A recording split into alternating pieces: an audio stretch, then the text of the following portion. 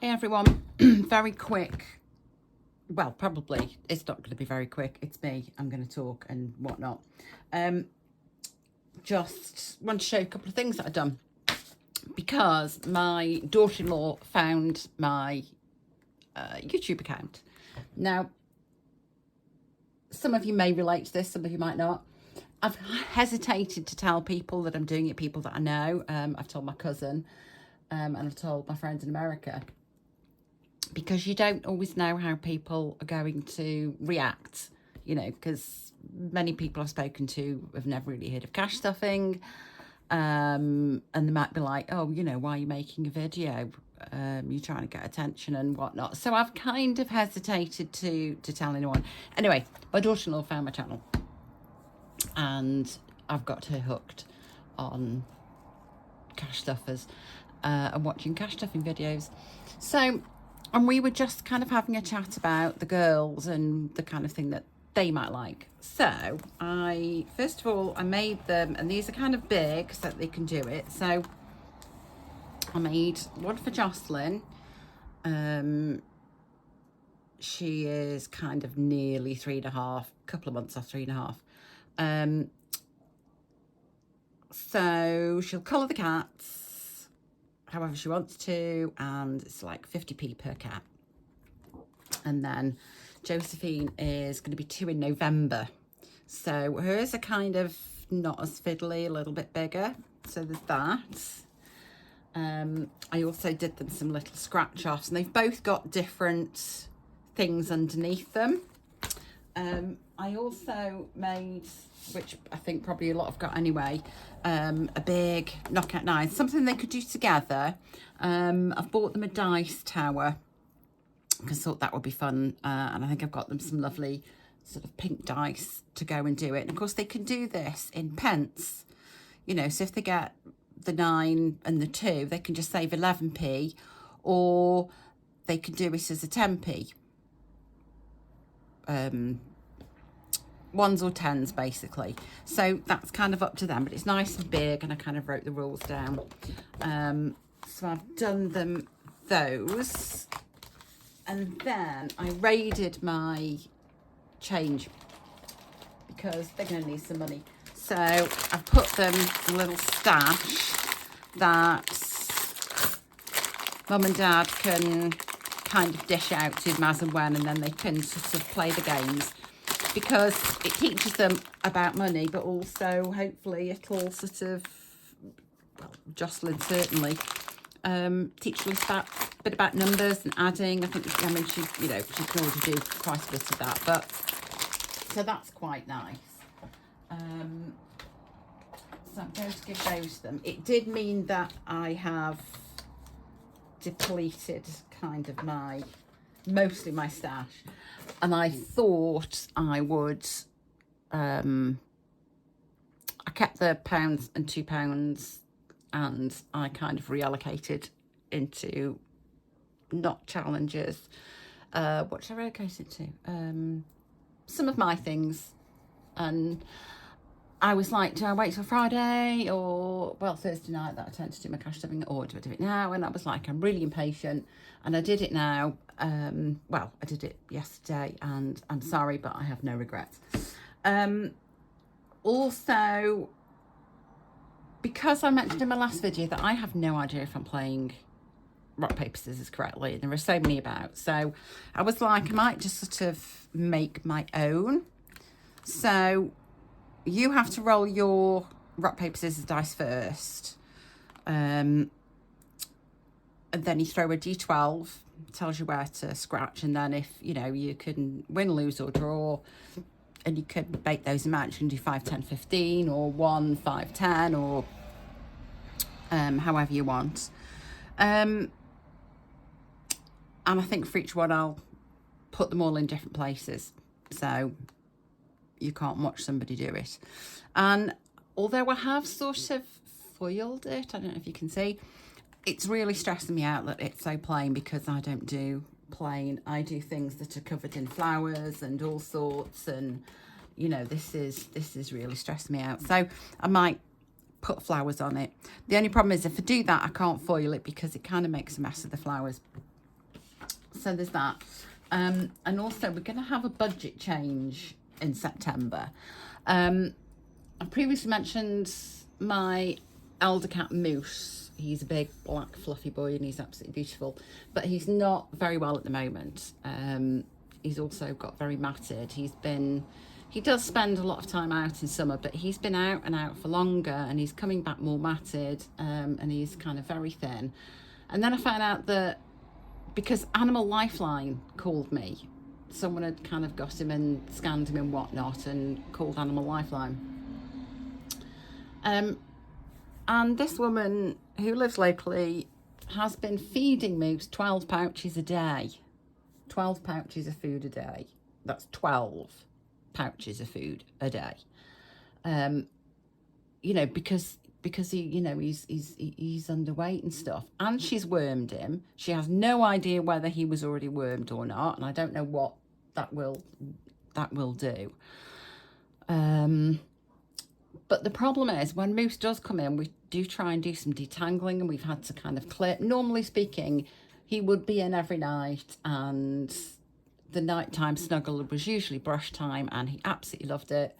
And he, you know, he'd lie on his back and his belly would be brushed, and, you know, that was fine. It was great. But of course, because he's been out a bit more, the tangles are a bit harder. So it's not quite the pleasure, and it's becoming unpleasant for him to get brushed. And of course, it's becoming a cycle because he's getting fed on demand and unpleasant things are happening to him here. He's kind of going to her house and she's letting him in, and he's, you know, she sent a picture of him lounging on a floor, and it's like, it really annoyed me because no, he's not very well. He's probably got hypothyroidism, but had she not kept feeding him and having him in a house, I might have been able to sort something out sooner. So I'm a bit cross. Anyway, we've taken him to the same vets that the kittens are at. He was kind of registered at another vet, but because the vets that the kittens are at it's basically a subscription. You've got the premium subscription and that's it. You don't pay anything else. There are no exclusions. They're not going to refuse to treat pre-existing conditions. I think it's really because it's a teaching vet hospital, and they're all kind of really nice. So oh dear Lord, we pay £45 each for the kittens, so that's £90. And Moose is going to cost us £110 a month, which is a heck of a lot of money. However, when he was ill previously, it cost me about £4,500 because we'd never had him insured, and I'm still paying that off my credit card, so it's a bit of a nightmare. So we thought, no, this is the best option, and I know that there's no call out charge. I can just go whenever, and everything will be sorted. So we had him at the vet's last night, and not last night. Time is so hard sometimes, and especially with fibromyalgia, because things just blur into time. What was I saying? We had him at the vet's on Saturday, and we're just waiting for some blood test results.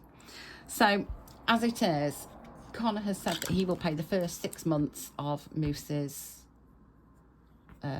subscription.